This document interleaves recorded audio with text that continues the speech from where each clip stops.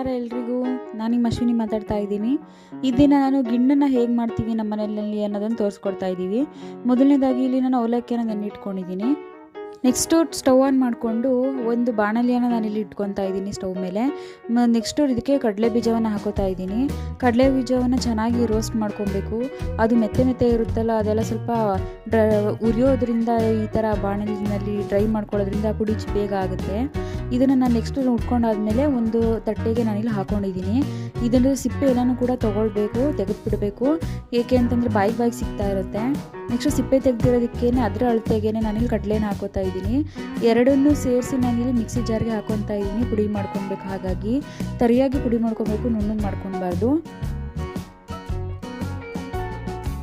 ಈ ರೀತಿಯಾಗಿ ಪುಡಿ ಮಾಡ್ಕೊಳ್ಬೇಕು. ಸ್ವಲ್ಪ ತರ್ತರಿಯಾಗಿರಬೇಕು, ಜಾಸ್ತಿ ನುಣ್ಣಗೆ ಪುಡಿ ಮಾಡ್ಕೊಳಕ್ಕೆ ಹೋಗಬೇಡಿ. ನೆಕ್ಸ್ಟು ನಾನಿಲ್ಲಿ ಸ್ಟವನ್ನು ಆನ್ ಮಾಡಿಕೊಂಡು ಒಂದು ಪಾತ್ರೆಯನ್ನು ಇಟ್ಕೊತಾ ಇದ್ದೀನಿ ಸ್ಟವ್ ಮೇಲೆ. ನೆಕ್ಸ್ಟ್ ಪಾತ್ರೆ ಕಾದ ನಂತರ ನಾನಿಲ್ಲಿ ಗಿಣ್ಣು ಹಾಲನ್ನು ಹಾಕೊತಾ ಇದ್ದೀನಿ. ಗಿಣ್ಣು ಹಾಲು ನಮ್ಮ ಮನೆಯಲ್ಲಿ 2.5 ಲೀಟ್ರ್ ಅಷ್ಟಿತ್ತು. ಈ 2.5 ಲೀಟ್ರ್ ಹಾಲಿಗೆ ನಾನು ಮೊದಲೇ 2 ಬೆಲ್ಲವನ್ನು ನೆನೆಯಾಕಿ ಇಟ್ಟಿದ್ದೆ, ಹಾಲು ಬೇಗ ಹಾಳಾಗಬಾರ್ದು ಅಂತ ಹೇಳ್ಬಿಟ್ಟು. ನೆಕ್ಸ್ಟು 5 ಅಚ್ಚು ಬೆಲ್ಲವನ್ನು ನಾನಿಲ್ಲಿ ಟೋಟಲಾಗಿ ನಾನಿಲ್ಲಿ ಹಾಕೋತಾ ಇದ್ದೀನಿ.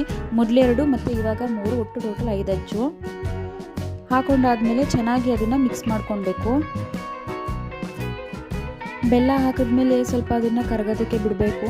ಆಗ ಈ ಥರ ಒಡೆದೋಗಿರೋ ಥರ ಕಾಣಿಸುತ್ತೆ. ಬೆಲ್ಲ ಎಲ್ಲ ಬಿಟ್ಕೊತಾ ಇದ್ದೀರ ಪಾಕವನ್ನು, ಹಾಗಾಗಿ ಅದು ಕಾಣಿಸುತ್ತೆ ಅಷ್ಟೇ.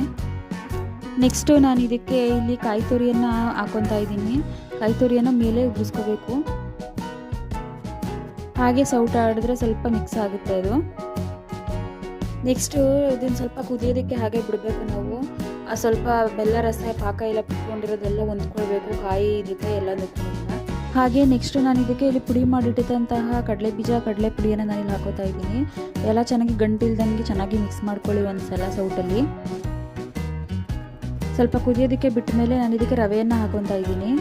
ನೆಕ್ಸ್ಟು ನೆನೆ ಹಾಕಿ ಇಟ್ಟಿದ್ದಂತಹ ಅವಲಕ್ಕಿಯನ್ನು ನಾನಿಲ್ಲಿ ಹಾಕೋತಾ ಇದ್ದೀನಿ.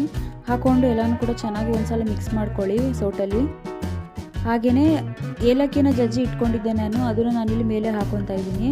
ಚೆನ್ನಾಗಿ ಎಲ್ಲನೂ ಒಂದು ಸಲ ಮಿಕ್ಸ್ ಮಾಡ್ಕೊಳ್ಳಿ. ಈ ಥರ ಕನ್ಸಿಸ್ಟೆನ್ಸಿಯಲ್ಲಿ ಕುದಿ ಬರೋವರೆಗೂ ಇದನ್ನು ಸ್ವಲ್ಪ ಹಾಗೆ ಕುದಿಯೋದಕ್ಕೆ ಬಿಡಿ. ಲೋ ಫ್ಲೇಮಲ್ಲಿ ಸ್ವಲ್ಪ ಹೊತ್ತು ಹಾಗೇನೆ ಗ್ಯಾಸ್ನ ಆಫ್ ಮಾಡ್ದೇ ಇಟ್ಟಿರಿ. ಈ ಥರ ಸ್ವಲ್ಪ ಗಟ್ಟಿ ಆಗ್ತಾ ಬರುತ್ತೆ ನೋಡಿ. ಈಗ ಓಪನ್ ಮಾಡಿ ನೋಡಿದ್ರೆ 5 ನಿಮಿಷ ಬಿಟ್ಟು ಈ ಥರ ಕಾಣಿಸ್ತಾ ಇದೆ. ಸ್ವಲ್ಪ ಇನ್ನು ಸ್ವಲ್ಪ ಬಿಟ್ಟು ಇನ್ನೂ ಸ್ವಲ್ಪ ಗಟ್ಟಿಯಾಗುತ್ತೆ. ನಾನು ಇದನ್ನು ಒಂದು ಬೌಲ್ಗೆ ಸರ್ವ್ ಮಾಡ್ಕೊತಾ ಇದ್ದೀನಿ. ಗಿಣ್ಣಂತೂ ತುಂಬ ಟೇಸ್ಟಿಯಾಗಿ ಆಗಿತ್ತು. ಇನ್ನು ಸ್ವಲ್ಪ ಬಿಟ್ಟರೆ ಗಟ್ಟಿಯಾಗಿ ಚೆನ್ನಾಗಿ ಅನಿಸುತ್ತೆ ಫ್ಲೇವರ್ ಎಲ್ಲ. ಈ ವಿಡಿಯೋ ನಿಮ್ಗೆ ಇಷ್ಟ ಆಗಿದ್ರೆ ಲೈಕ್ ಮಾಡಿ, ಶೇರ್ ಮಾಡಿ, ಕಮೆಂಟ್ ಮಾಡಿ, ಹಾಗೆ ಸಬ್ಸ್ಕ್ರೈಬ್ ಮಾಡೋದನ್ನು ಮಾತ್ರ ಮರಿಬೇಡಿ. ನೀವು ಮನೇಲಿ ಒಂದ್ಸಲ ಟ್ರೈ ಮಾಡಿ ಅಂತ ಹೇಳ್ತಾ ಈ ವಿಡಿಯೋ ಇಲ್ಲಿಗೆ ಮುಗಿಸ್ತಾ ಇದ್ದೀನಿ. Thank you so much. Bye.